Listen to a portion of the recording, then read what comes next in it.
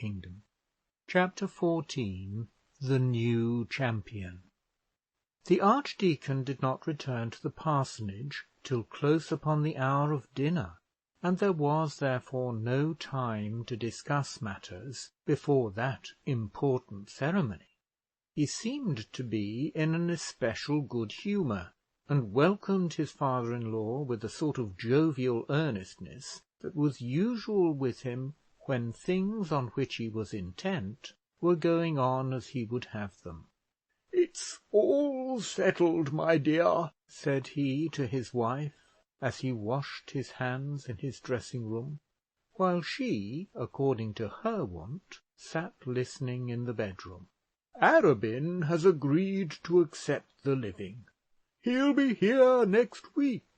And the Archdeacon scrubbed his hands and rubbed his face with a violent alacrity, which showed that Arobin's coming was a great point gained. "Will he come here to Plumstead?" said the wife. "He has promised to stay a month with us," said the Archdeacon, "so that he may see what his parish is like. You'll like Arobin very much. He's a gentleman in every respect, and full of humour." "He's very queer, isn't he?" asked the lady.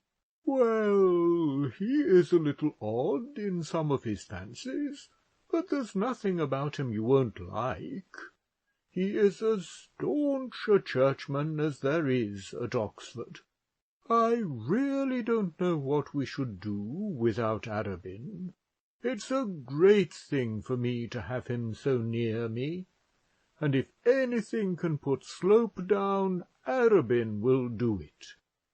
The Reverend Francis Arobin was a fellow of Lazarus, the favoured disciple of the great Dr. Gwynn, a high churchman at all points, so high indeed that at one period of his career he had all but toppled over into the cesspool of Rome, a poet and also a polemical writer, a great pet in the common rooms at Oxford, an eloquent clergyman, a droll, odd, humorous, energetic, conscientious man, and, as the Archdeacon had boasted of him, a thorough gentleman.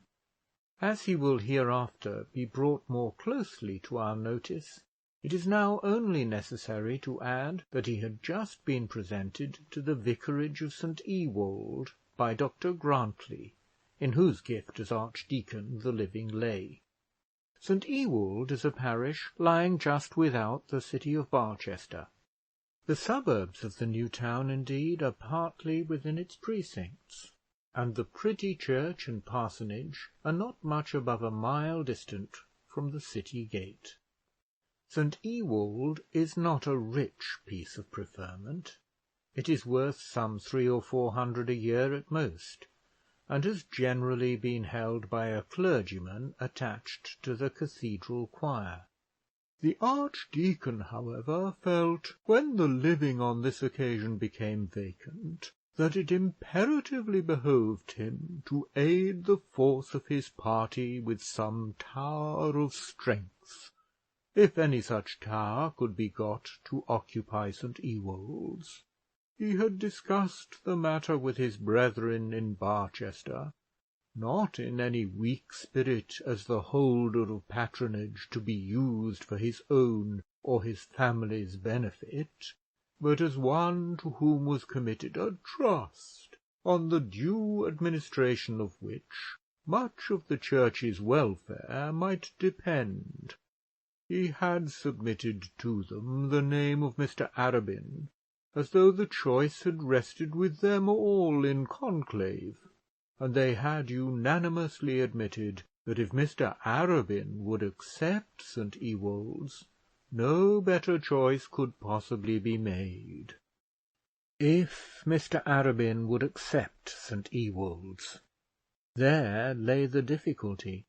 Mr Arobin was a man standing somewhat prominently before the world, that is, before the Church of England world.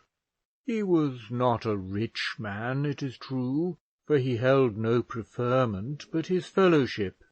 But he was a man not over anxious for riches, not married, of course, and one whose time was greatly taken up in discussing, both in print and on platforms, the privileges and practices of the church to which he belonged. As the Archdeacon had done battle for its temporalities, so did Mr. Arobin do battle for its spiritualities, and both had done so conscientiously; that is, not so much each for his own benefit as for that of others. Holding such a position as Mr. Arobin did, there was much reason to doubt whether he would consent to become the parson of St. Ewold's, and Dr. Grantly had taken the trouble to go himself to Oxford on the matter. Dr. Gwynn and Dr. Grantly together had succeeded in persuading this eminent divine that duty required him to go to Barchester. There were wheels within wheels in this affair. For some time past Mr. Arobin had been engaged in a tremendous controversy with no less a person than Mr. Slope respecting the apostolic succession. These two gentlemen had never seen each other, but they had been extremely bitter in print. Mr. Slope had endeavoured to strengthen his cause by calling Mr. Arobin an owl, and Mr. Arobin had retaliated by hinting that Mr. Slope was an infidel.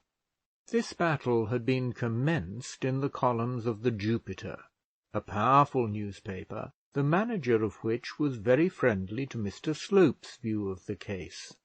The matter, however, had become too tedious for the readers of the Jupiter, and a little note had therefore been appended to one of Mr. Slope's most telling rejoinders, in which it had been stated that no further letters from the Reverend gentleman could be inserted except as advertisements.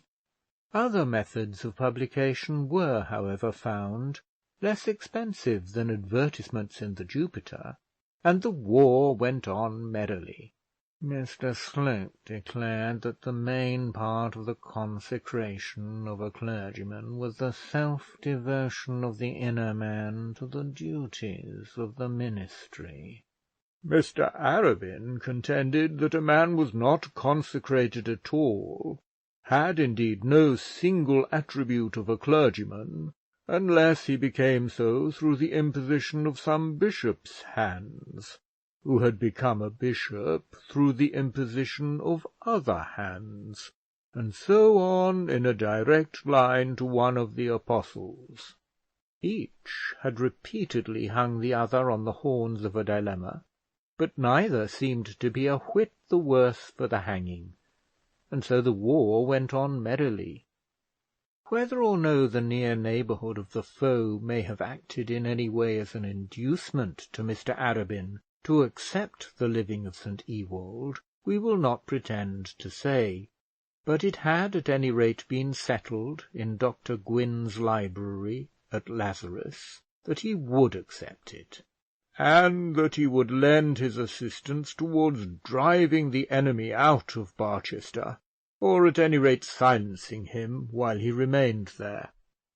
Mr. Arobin intended to keep his rooms at Oxford, and to have the assistance of a curate at St. Ewold, but he promised to give as much time as possible to the neighbourhood of Barchester, and from so great a man Dr. Grantly was quite satisfied with such a promise. It was no small part of the satisfaction derivable from such an arrangement that Bishop Proudie would be forced to institute into a living immediately under his own nose the enemy of his favourite chaplain. All through dinner the Archdeacon's good humour shone brightly in his face. He ate of the good things heartily. He drank wine with his wife and daughter. He talked pleasantly of his doings at Oxford, told his father-in-law that he ought to visit Dr. Gwynn at Lazarus, and launched out again in praise of Mr. Arobin. "Is Mr. Arobin married, papa?" asked Griselda. "No, my dear, the fellow of a college is never married." "Is he a young man, papa?" "About 40, I believe," said the archdeacon. "Oh," said Griselda. Had her father said 80, Mr. Arobin would not have appeared to her to be very much older. When the two gentlemen were left alone over their wine, Mr. Harding told his tale of woe; but even this, sad as it was, did not much diminish the archdeacon's good humour, though it greatly added to his pugnacity. "He can't do it," said Dr Grantly over and over again, as his father-in-law explained to him the terms on which the new warden of the hospital was to be appointed. "He can't do it. What he says is not worth the trouble of listening to. He can't alter the duties of the place." "Who can't?" asked the ex-warden. "Neither the bishop, nor the chaplain, nor yet the bishop's wife, who, I take it, has really more to say to such matters than either of the other two. The whole body corporate of the palace together have no power to turn the warden of the hospital into a Sunday schoolmaster." "But the bishop has the power to appoint whom he pleases, and—" "I don't know that. I rather think he'll find he has no such power. Let him try it, and see what the press will say. For once we shall have the popular cry on our side. But Proudie, ass as he is, knows the world too well to get such a hornet's nest about his ears." Mr. Harding winced at the idea of the press. He had had enough of that sort of publicity, and was unwilling to be shown up a second time either as a monster or as a martyr. He gently remarked that he hoped the newspapers would not get hold of his name again, and then suggested that perhaps it would be better that he should abandon his object. "I am getting old," said he, "and after all I doubt whether I am fit to undertake new duties." "New duties!" said the archdeacon. "Don't I tell you there shall be no new duties?" "Or perhaps old duties either," said Mr. Harding. "I think I will remain content as I am." The picture of Mr. Slope carting away the rubbish was still present to his mind. The archdeacon drank off his glass of claret, and prepared himself to be energetic.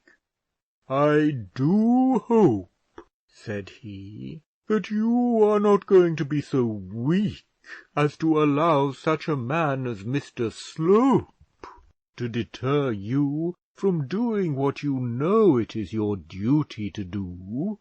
You know it is your duty to resume your place at the hospital, now that Parliament has so settled the stipend as to remove those difficulties which induced you to resign it. You cannot deny this, and should your timidity now prevent you from doing so, your conscience will hereafter never forgive you." And as he finished this clause of his speech, he pushed over the bottle to his companion. "Your conscience will never forgive you," he continued. "You resigned the place from conscientious scruples, scruples which I greatly respected, though I did not share them. All your friends respected them, and you left your old house as rich in reputation as you were ruined in fortune. It is now expected that you will return. Dr. Gwynn was saying only the other day, Dr. Gwynn does not reflect how much older a man I am now than when he last saw me." "Old! Nonsense!" said the Archdeacon. "You never thought yourself old till you listened to the impudent trash of that coxcomb at the palace." "I shall be 65 if I live till November," said Mr. Harding. "And 75 if you live till November 10 years," said the Archdeacon. "And you bid fair to be as efficient then as you were 10 years ago. But for heaven's sake let us have no pretence in this matter. Your plea of old age is a pretence, but you're not drinking your wine. It is only a pretence. The fact is, you are half afraid of this slope, and would rather subject yourself to comparative poverty and discomfort than come to blows with a man who will trample on you if you let him." "I certainly don't like coming to blows if I can help it." "Nor I neither, but sometimes we can't help it. This man's object is to induce you to refuse the hospital, that he may put some creature of his own into it, that he may show his power and insult us all by insulting you, whose cause and character are so intimately bound up with that of the chapter. You owe it to us all to resist him in this, even if you have no solicitude for yourself. But surely, for your own sake, you will not be so lily-livered as to fall into this trap which he has baited for you, and let him take the very bread out of your mouth without a struggle." Mr. Harding did not like being called lily-livered, and was rather inclined to resent it. "I doubt there is any true courage," said he, "in squabbling for money. If honest men did not squabble for money in this wicked world of ours, the dishonest men would get it all, and I do not see that the cause of virtue would be much improved. No, we must use the means which we have. If we were to carry your argument home, we might give away every shilling of revenue which the church has, and I presume you are not prepared to say that the church would be strengthened by such a sacrifice." The Archdeacon filled his glass and then emptied it, drinking with much reverence a silent toast to the well-being and permanent security of those temporalities which were so dear to his soul. "I think all quarrels between a clergyman and his bishop should be avoided," said Mr. Harding. "I think so too, but it is quite as much the duty of the bishop to look to that as of his inferior.